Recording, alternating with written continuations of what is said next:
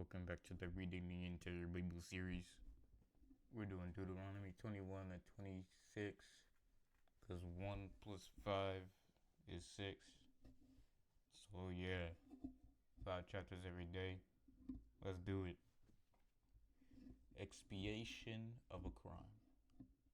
If someone is found slain, lying in the field in the land which the Lord your God gives you to possess, and it is not known who has killed him, then your elders and judges shall go out and measure the distance to the cities which are around the dead person.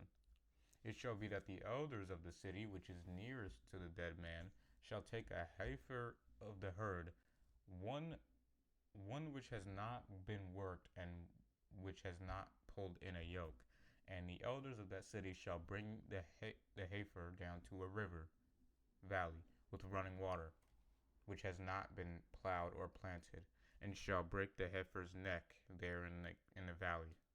Then the priests, the sons of Levi, shall approach, for the Lord your God has chosen them to serve him and to bless in the name presence of the Lord. And every dispute and every assault, violent crime, shall be settled by them.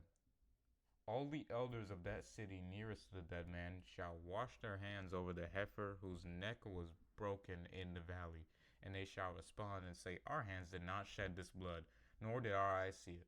Forgive your people Israel, whom you have redeemed, O Lord, and do not put the guilt of innocent blood among your people Israel, and the guilt of the blood shall be forgiven them. So you shall remove the guilt of the innocent blood from among you, when you do what is right in the sight of the Lord. Domestic relations. Oh gosh. Okay. When you go out to battle against your enemies, and the Lord your God hands them over to you, and you lead them away captive, and you see a beautiful woman among the captives, and desire her and would like to take her as your wife, then you shall bring her home to your house, and she shall shave her head and trim her nails in preparation for mourning. She shall take off the clothes of her captivity and remain in your house and mourn for her father and her mother a full month. Dude, imagine being so considerate that once you capture a woman, you let her mourn and you let her stay in your house. That's crazy. You let her you just let her mourn, and if she's not mourning, oh well, she get to stay anyway. Wow, that's crazy. After that, you may go into her and be her husband, and she shall be your wife. But it shall be that if you have no delight and take no pleasure in her, then you shall let her go wherever she wishes. You certainly shall not sell her for money, obviously. You shall not deal with her as a slave or mistreat her, because you have humbled her by forced marriage, obviously. If a man has two wives, one loved and the other unloved, and both the loved and the unloved have borne sons, and the firstborn son belongs to the unloved wife, then on the day when he wills his possession to his sons, he cannot treat the son of his loved wife as firstborn in the place of the son of the unloved wife, the actual firstborn. Instead, he shall acknowledge the son of the unloved as the firstborn by giving him a double portion of all that he has. For he was the beginning of his strength, generative power. To him belongs the right of the firstborn. If if any man has a stubborn and rebellious son who will not obey the voice of his father or of his mother, and when they reprimand him and discipline him, he will not listen to them, then his father and mother shall take hold of him and bring him out to the elders of his city at the gateway of his hometown.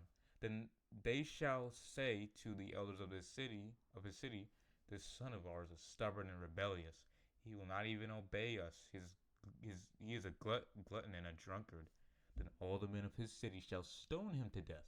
So you shall remove the evil from among you, and all Israel will hear of it and be afraid.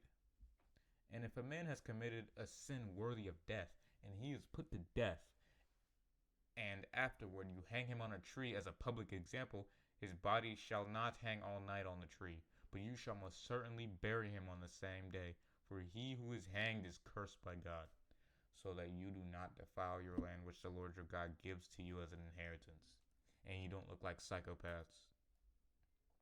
Various laws. You shall not see your countryman's ox or his sheep straying away from or being stolen, and ignore your duty to help them. You shall certainly take them back to him. If your countryman is not nearby, or you do not know him, you shall bring the animal to your house, and it shall stay with you until he searches for it. Then you shall return it to him. You shall do this with this donkey, or with this garment, or with anything that your countryman has lost and you have found. You are not allowed to ignore your deputy to help them. Your duty to help them. That does not say deputy. Anyway, you shall not see your countryman's donkey or his ox fall along the road, and ignore your duty to help them. You shall certainly help him lift it up.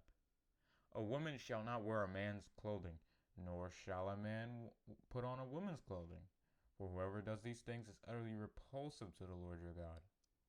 If you happen to come across a bird's nest along the road, in any tree, or on the ground with young ones or eggs, and the mother bird is sitting on the young on the eggs, you shall not take the mother with the young.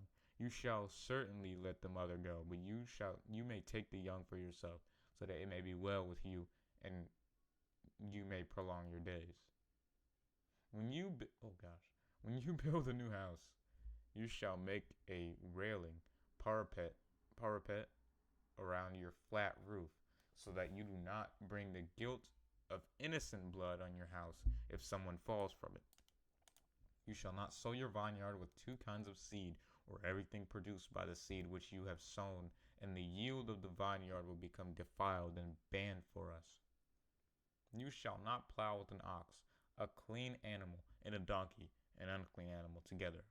You shall not wear a fabric made of wool and linen blended together, a fabric pagans believe to be magical. You shall take tassels for yourself on the four corners of your outer garment with which you cover yourself. Laws on morality. If any man takes a wife and goes into her and then scorns and hates her and charges her without cause, without shameful behavior, and publicly defames her and says, I took this woman, but when I approached her, I did not find in her evidence of virginity, then the young woman's father and her mother shall get and bring out the evidence of her virginity to the elders of the city and at the gate where court is held. The father of the young woman shall say to the elders, I gave my daughter to this man as a wife, but he hates her and has turned against her. And behold, he has made baseless charges against her, saying, I don't find in your daughter the evidence of her virginity. But this is the evidence of my father's daughter's virginity. And they shall spread out the garment before the elders of the city. Then the elders of that city shall take the man and reprimand him, and they shall fine him 100 shekels of silver, and give it to the father of the young woman, because he publicly defamed a virgin of Israel, and she shall remain his wife. He is not allowed to divorce her as long as he lives. Also, real quick, this entire thing right here. This entire thing is I think it's something that people use to say, oh look, the laws of God are messed up, dude. Why is God telling people to marry their rapists? So that, I'm pretty sure, was a mistranslation, number one, where you're meant to marry your rapist. That's a mistranslation, obviously. And number two, this is about paying someone back. So yeah, at that time, the guy staying married to the lady who was abused would actually be a punishment. And I don't see anything in here where it says that I don't see anything in here where it says that she must live with him, and she, like, dude, she could just like stay married to him, but also just like not be around him because he's abusive. So I don't see that in the text where it's like, and she must live in the same house as him for the rest of her days. Like, all right now. But if this charge is true that the evidence of virginity was not found in the young woman, then they shall bring her out to the doorway of her father's house, and the men of her city shall stone her to death, because she has committed a deliberate sin in Israel by playing the prostitute in her father's house. So you shall remove the evil from among you. If it, why does it keep doing this, man? Like, words just keep getting. Okay, there we go. If a man is intimate with a woman who is another man's wife, they shall both be put to death, the man who lay with the woman and the woman. So you shall remove the evil from Israel. If a young woman who is a virgin is engaged legally, betrothed to a man, and another man finds her in the city and is intimate with her, then you shall bring them both out to the gate of that city and stone them to death. The young woman because she did not cry out for help, though she was in the city, and the man because he violated his neighbor's promised wife. So you shall remove the evil from among you. However, if the man finds the girl who is engaged legally, betrothed, in the open field and seizes her and is intimate with her by force, then only the man who lies with her shall be put to death. But you shall do nothing to the young woman. She has committed no sin worthy of death. For this is the same as when a man attacks his neighbor and murders him. When he found her in the open field, the engaged girl may have cried out for help, but there was no one to hear and save her. If a man finds a girl who is a virgin, who is not engaged, and seizes her and is intimate with her, and they are discovered, then the man who was intimate with her shall give 50 shekels of silver to the girl's father, and she shall become his wife, because he has violated her. He can never divorce her. Same thing like I said earlier. Like, guys, come on now. All right, calm down. Okay. And besides, it's not like we still go by this covenant. Actually, we never went by this covenant. This was for the people of Israel. Okay. So let's stop taking verses out of context, guys. Come on now. A man shall not take his father's former wife, so that he will not expose his father's wife. True. Okay.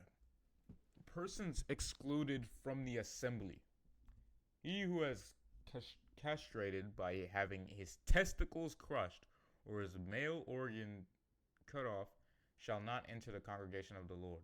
A person of illegitimate birth shall not enter the assembly of the Lord, none of his descendants even to the 10th generation. An Ammonite or Moabite shall not enter the assembly of the Lord, none of their descendants, even to the 10th generation, shall ever enter the assembly of the Lord, because they did not meet you with bread, food, and water on the road as you came out of Egypt. And because they hired to act against you Balaam the son of Beor from Pithor of Mesopotamia to curse you. Nevertheless, the Lord your God was not willing to listen to Balaam, but the Lord your God turned the curse into a blessing for you, because the Lord your God has loved you. You shall never seek their peace nor their prosperity in prosperity all your days. You shall not detest an Edomite, for he is your brother, Esau's descendant. You shall not detest an Egyptian, because you were a stranger, resident alien, foreigner in his land. Then, that does not say them, their children of the 3rd generation who are born to them may enter the assembly of the Lord. When you go out as an army to fight against your enemies, you shall keep yourselves from every evil thing. If there is any man among you who is ceremonially unclean because of nocturnal emission, then he must go outside the camp. He shall not come back to the camp. But when evening comes, he shall bathe in water, and at sundown he may return to the camp. You shall also have a place outside the camp which you may go, and you shall have a spade among your tools. And when you prepare to sit down outside to relieve yourself, you shall dig a hole with it, and shall and cover up your waste. Since the Lord your God walks in the midst of your camp to reduce you and to defeat your enemies before you, therefore your camp must be wholly undefiled. And he must not see anything indecent among you, or he will turn away from you. You shall not hand over to his master a slave who has escaped from his master to you. He shall live among you, in the place he chooses in one of your cities where it pleases him. You shall not mistreat or oppress him. How is slavery a problem in the Bible when there's verses like this, right? Like, this just goes to show that, like, if you're like, I don't know, man, if you're purposely reading Deuteronomy just to criticize the Bible, you're just doing it out of emotion. That's the instant conclusion I always come to with atheists who think they have an objection. It's just out of emotion. There's no logic behind it. It's just emotion. There shall be no cult prostitute among the daughters of Israel, nor shall there be a cult prostitute, a sodomite, among the sons of Israel. You shall not bring the wages of a prostitute or the price of a dog, that is a male prostitute, into the house of the Lord your God, as a payment for any vow. For both of these, the gift and the giver, and are utterly repulsive to the Lord your God. You shall not charge interest to your fellow Israelite, interest on money, food, anything that may be loaned for interest. You may charge interest to a foreigner, but to your fellow Israelite you shall not charge interest, so that the Lord your God may bless you in all that you undertake in the land which you are about to enter to possess. When you make a vow to the Lord your God, you shall not delay to pay it, for he will most certainly require it of you, and a delay would cause you to sin. But if you refrain from making a vow, that would not be counted as sin in you. You shall be careful to perform that vow which passes your lips, just as you have made a voluntary vow to the Lord your God, just as you have promised with your own mouth. When you enter your neighbor's vineyard, you may eat your fill of grapes, as many as you please, but you shall not put any in your basket to take with you. When you come into the standing grain of your neighbor, you may pluck the ears of the grain with your hand, but you shall not wield a sickle in your neighbor's standing grain to harvest it. Oh, I'm sure that was a temptation for a bunch of people. I'm sure a lot of people wanted to do that, man. But I'm not gonna say sadly, because that'd get annoying very fast. Like, dude, you didn't even ask to harvest my wheat. I mean, you can go ahead and eat my grapes, but dude, you didn't ask to harvest my wheat. And then the dude's like, there's no law for it though. And then you're like, oh well, actually, Deuteronomy. Well, there wasn't a name for it, so I guess you wouldn't say Deuteronomy. I guess you'd say, no. See, we go to the high priest. Look at this. Look at that. You see that? It's illegal. You know, it'd be a whole thing. But anyway, law of divorce. When a man takes a wife and marries her, and it happens that she loses his favor because he has found something indecent or unacceptable about her, and he writes her a certificate of divorce, puts it in her hand, and sends her out of his house. And after she leaves his house, she goes and becomes another man's wife. And if the latter husband turns against her and writes her a certificate of divorce, puts it in her hand, and sends her out of his house, or if the latter husband dies who took her as his wife, then her former husband who first sent her away may not take her again as his wife, since she has been defiled, for that is an outrage before the Lord, and you shall not bring sin on the land which the Lord your God gives you as an inheritance. How do you get divorced twice in a row is the real question. It must be the lady. I think at that point it's like, okay, that's the female.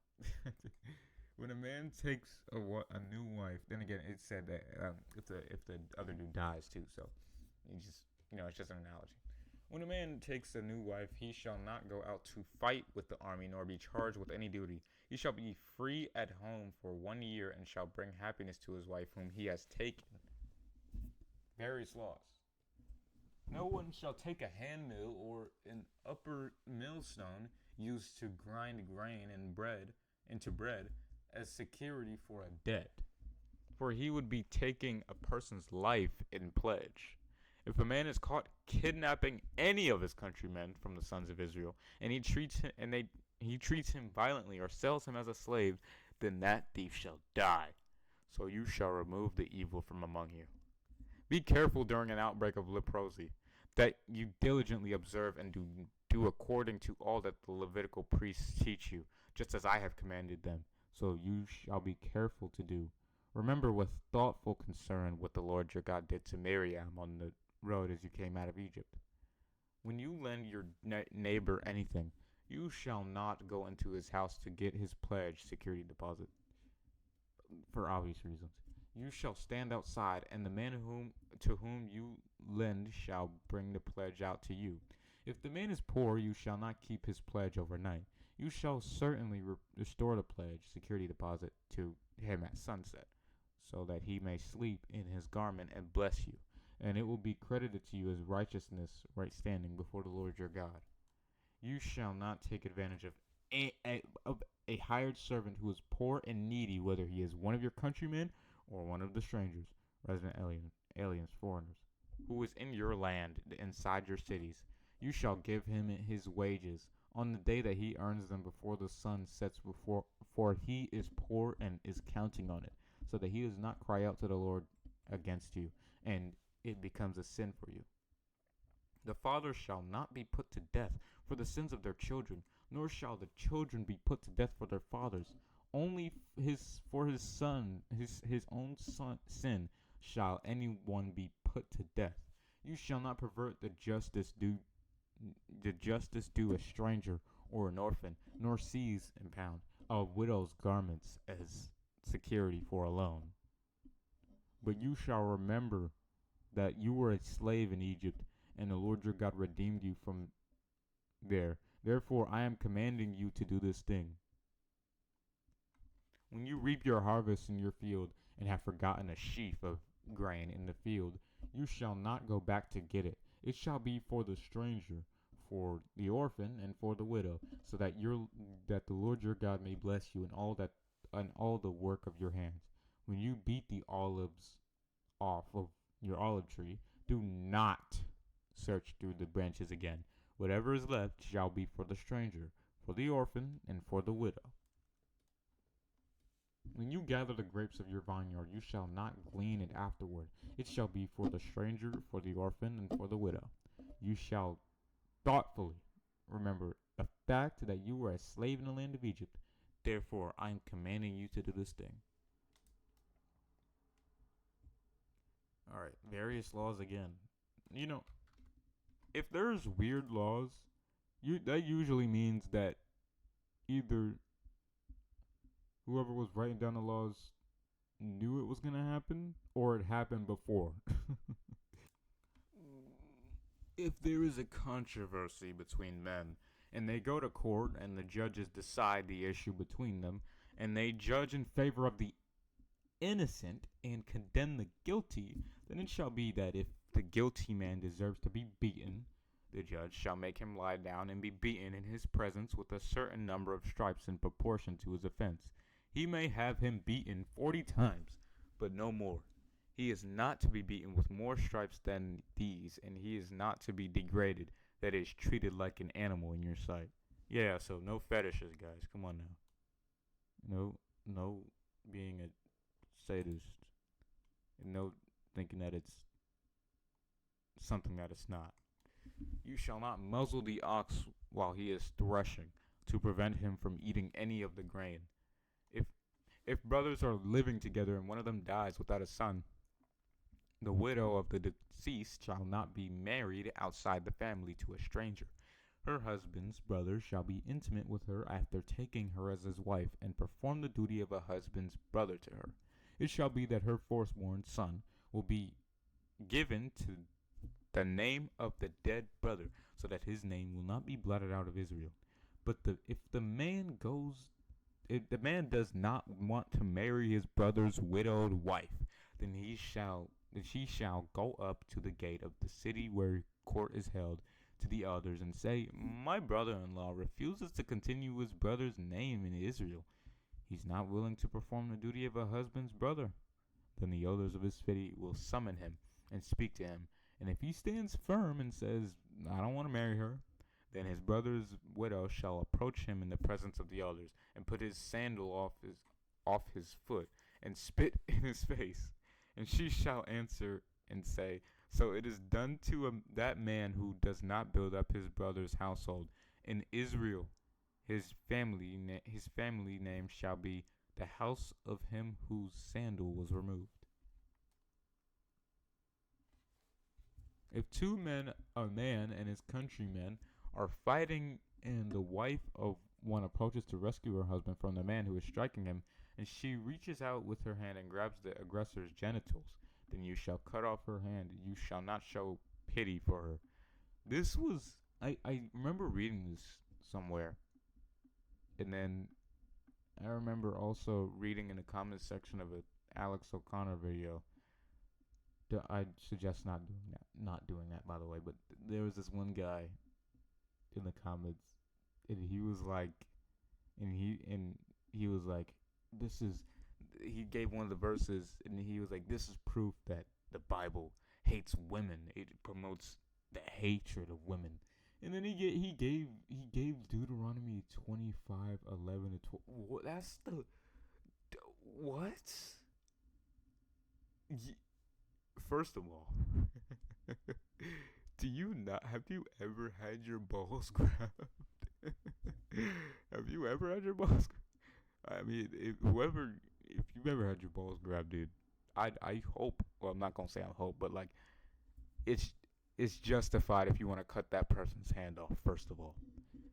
Second of all, the fact that people even think that that's a contradiction is just so backwards. It's very backwards. Like Isaiah 5:20 says, woe to those who call evil good and good evil. Just so backwards thinking. But anyway, yeah, no. If you're an atheist, you have to agree. If someone grabbed your balls, you want to cut off their hand too. Look, it says if two men, a man and his countrymen, are fighting, so they're having a quarrel, and the wife of one approaches to rescue her husband. So she's trying to stop her husband from the man who is striking him, and she reaches out with her hand and grabs the aggressor's genitals. There's better ways to go about this, but apparently God had to make this a law because he knew that women would do this. And here's the thing, I'm sure they did it anyway. Some women are just petty like that. They're like, okay, cut off my hand, but I'm still grabbing your nuts. I'm like, no, bro, no. At that point, bro, if I know your wife wild, I'm not fighting you. Matter of fact, I'm not fighting nobody. You're probably more wild than me. You shall not have in your bag inaccurate weights, a heavy and a light, so you can cheat on others. You shall not have in your house inaccurate measures, a large and small. You shall have a perfect, full, and just weight, and a perfect and just measure, so that your days may be long in the land which the Lord your God gives you. For everyone who does such things, everyone who acts unjustly without personal integrity, is utterly repulsive to the Lord your God. Bro, I'm over here voice cracking like inspiring philosophy, dude. This is not cool. Remember what Amalek did to you along the road when you came from Egypt, how he met you along the road and attacked all the stragglers at your rear when you were tired and weary, and he did not fear God. Therefore, when the Lord your God has given you rest from all your surrounding enemies, in the land which the Lord your God gives you as an inheritance to possess. You shall wipe out the memory of Amalek from under heaven. You must not forget. All right. Offering first fruits. Then it shall be when you enter the land which the Lord your God gives you as an inheritance, and you take possession of it and live in it, that you shall take some of the first of all the produce of the ground which you harvest from the land that the Lord your God gives you. And you shall put it in a basket and go to the place where the Lord your God chooses to establish his name presence. You shall go to the priest who is in office at that time and say to him, I declare this day that this day to the Lord my God that I have entered the land which the Lord swore to our fathers to give us. Then the priest will take the basket from you and place it before the altar of the Lord your God. And you shall say before the Lord your God, my father Jacob was a wandering Aramean, and he, along with his family, went down to Egypt and lived there as strangers. Gosh. Also, I didn't hit my desk in anger. My mic, I'm holding my mic right now. It's a Yeti mic, and it's like made of metal and stuff. So yeah, sometimes it just runs into the desk. Anyway, few in number, but while there he became a great, mighty, and populous nation, and the Egyptians treated us badly and oppressed us, and imposed hard labor on us. Then we cried out to the Lord, the God of our fathers, for help, and he heard our voice and saw our suffering and our labor and our cruel oppression. And the Lord brought us out of the land of Egypt with a mighty hand and with an outstretched arm, with great terror suffered by the Egyptians, and with signs and with wonders. And he has brought us to this place and has given us this land, a land flowing with milk and honey. And now, look, I have brought the first of the produce of the ground which you, O Lord, have given me. And you shall place it before the Lord your God, and shall worship before the Lord your God, and you and the Levite and the stranger, resident, alien, foreigner, among you shall rejoice in all the good which the Lord your God has given you and your household. When you have finished paying all the tithe of your produce the third year, which is the year of tithing, then you shall give it to the Levite, to the stranger, to the orphan, and to the widow, so that they may eat with the gates of your cities and be satisfied. You shall say before the Lord your God, I have removed the sacred portion, the tithe, from my house, and have given it to the Levite, to the stranger, to the orphan, and to the widow, in accordance with all that you have commanded me. I have not transgressed or forgotten any of your commandments. I have not eaten from the tithe while mourning, nor have I removed any of it when I was ceremonially unclean, making the tithe ceremonially unclean, nor offered any of it to the dead. I have listened to the voice of the Lord my God. I have done everything in accordance with all that you have commanded me. Look down from your holy dwelling above, from heaven, and bless your people Israel, and the land which you have given us, and as you have sworn to our fathers, a land plenty flowing milk with milk and honey. This day the Lord your God commands you to do these statutes and judgments, precepts. Therefore you shall be careful to do them with all your heart and with all your soul, your entire being.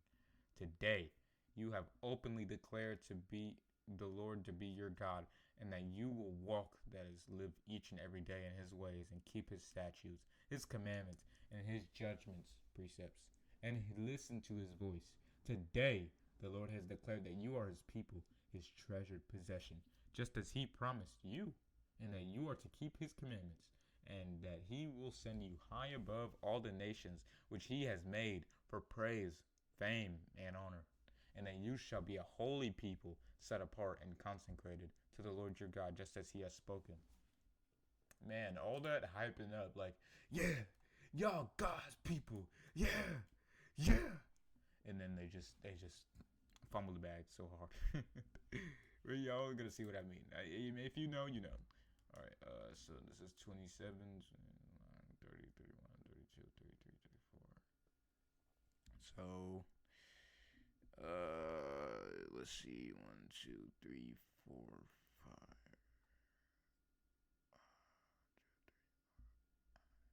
it wouldn't make much sense